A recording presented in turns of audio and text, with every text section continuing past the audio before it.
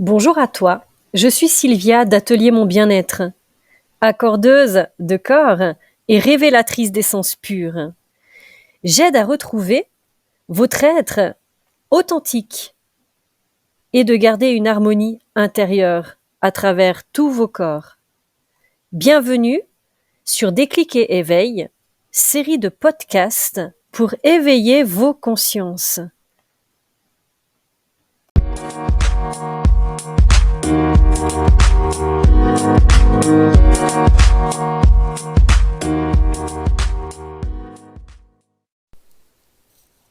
Bienvenue aujourd'hui sur l'épisode 6, la non-reconnaissance. Et si ce besoin de reconnaissance était simplement le besoin de se reconnaître soi-même, ou je dirais même mieux, se connaître soi-même. Dans le mot reconnaissance, il y a le mot reconnu et le mot connaître qui touche son identité propre. Quand on a besoin d'être reconnu, approuvé, félicité, applaudi, c'est qu'on ne sait pas ou plus qui on est et qu'il y a un manque d'estime et de confiance. Cette réflexion amène à dire « qui suis-je vraiment ?»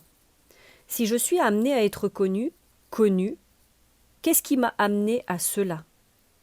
La perte d'identité survient lorsque l'on commence à changer sa façon d'être, sa façon de faire, pour satisfaire l'extérieur, se mouler dans un cadre, un conditionnement, pour être de la manière que l'autre voudrait que l'on soit, par peur d'être rejeté, peur de ne pas être aimé, peur d'être seul, peur de ne pas être à la hauteur, peur d'être abandonné, peur d'être moqué, peur d'être différent. Toutes ces peurs nous amènent de plus en plus vers une personnalité que nous ne sommes pas. Plus on s'éloigne de son essence, plus on se perd. Vous ne vous êtes jamais dit un jour « je suis perdu, je tourne en rond, je stagne ». Plus on s'éloigne de qui on est, plus on s'éloigne de sa lumière, bougie intérieure, lanterne qui éclaire son chemin.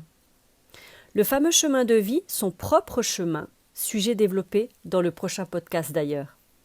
Pour revenir à qui on est, comment fait-on pour le faire alors? Se retrouver seul, pour s'écouter, s'entendre, se connaître et se reconnaître.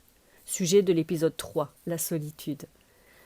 Cela permet d'enlever les masques, les carapaces et être dans son authenticité. Déconstruire ce qui a été demandé, imposé, enseigné pour entrer dans le moule. Pourquoi rentrer dans le moule et être comme tout le monde? C'est quand on se laisse être qu'on laisse sortir son unicité. D'ailleurs, n'a-t-on pas chacun une empreinte propre à soi? Confirmation physique de notre individualité. Merci de m'avoir écouté et à bientôt pour partager le prochain podcast qui parlera donc de chemin de vie. Merci à toi. Sur ce, je te laisse sur ta propre réflexion.